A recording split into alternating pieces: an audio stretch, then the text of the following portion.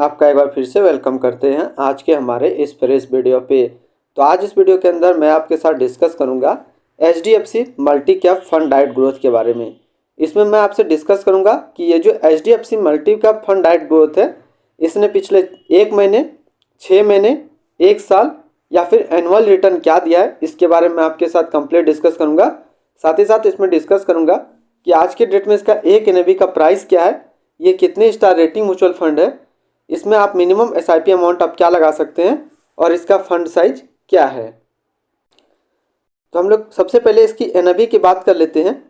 तो आज के डेट में इसका एक NAV का प्राइस है 15 रुपया 43 पैसा। रेटिंग की बात करें तो इसको अभी किसी प्रकार के रेटिंग नहीं मिला हुआ है। इसमें मिनिमम SIP अमाउंट आप 100 लगा सकते हैं और इसका जो फंड साइज है वो है 10,000 करोड़ का।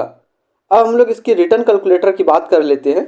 रिटर्न कैलकुलेटर में देखेंगे कि यदि आप इस म्यूचुअल फंड के अंदर 5,000 रुपया पर मंथ SIP कर रहे हैं तो आने वाले 3 महीने, 6 महीने और 1 साल के अंदर आपको क्या रिटर्न देखने को मिल सकता है। तो सबसे पहले बात कर लेते हैं हम लोग 3 महीने का। तो 3 महीने में जो आपका पैसा जमा होगा वो जमा होगा 15,000 रुपया, आपको मिलेगा 15,227 रुपया। 6 महीने की बात कर लेते हैं। तो 6 महीने में जो आपका पैसा जमा होगा वो जमा होगा 30,000 रुपया, आपको मिलेगा 32,324 रुपया। 1 साल की बात कर लेते हैं। तो 1 साल में जो आपका टोटल इन्वेस्टमेंट होगा वो होगा 60,000 रुपया, आपको मिलेगा 69,934 रुपया। अब हम लोग जरा इसका ग्राफ को देखते हैं। तो पिछले इसने 1 महीने के अंदर जो रिटर्न दिया है वो 8.29% का रिटर्न दिया है।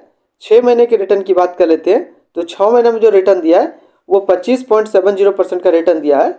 1 साल के रिटर्न की बात कर लेते हैं। तो 1 साल के अंदर जो रिटर्न दिया है वो 38.94% का रिटर्न दिया है। और एनुअल रिटर्न की बात कर लेते हैं तो एनुअल रिटर्न है 25.28% का। अब हम लोग नेक्स्ट देखते हैं इसका होल्डिंग के बारे में कि इसके अंदर कौन कौन सा स्टॉक लिस्टेड है।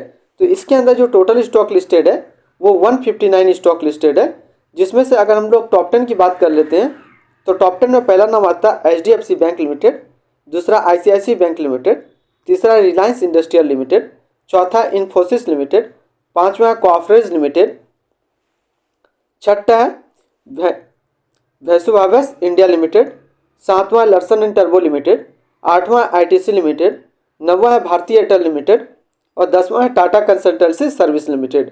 तो ये टोटल टॉप 10 स्टॉक इसके अंदर लिस्टेड है। ऐसे इस म्यूचुअल फंड के अंदर जो टोटल स्टॉक लिस्टेड है वो 159 स्टॉक लिस्टेड है। अब हम लोग रिटर्न और रैंकिंग के ऊपर बात कर लेते हैं। तो 3 महीने का जो फंड रिटर्न है वो 5.5 का है, 6 महीने का जो फंड रिटर्न है वो 22.5 का है, 1 साल का जो फंड रिटर्न है वो 29.9 का है और एनुअल रिटर्न की बात कर लेते हैं तो 26.1 का है। वहीं पे कैटेगरी एवरेज की बात कर लेते हैं। तो इस कैटेगरी का जो एवरेज रिटर्न रहता है, अभी 3 महीने का डाटा और 6 महीने का डाटा अवेलेबल नहीं है, 1 साल का जो रिटर्न रहता है वो 26.5 है। अब हम लोग रिटर्न रैंक की कैटेगरी पे देखें तो 3 महीने में ये 7 नंबर पे रैंक करता है, 6 महीने पे ये 4 नंबर पे रैंक करता है और 1 साल के अंदर ये पहले नंबर पे रैंक करता है।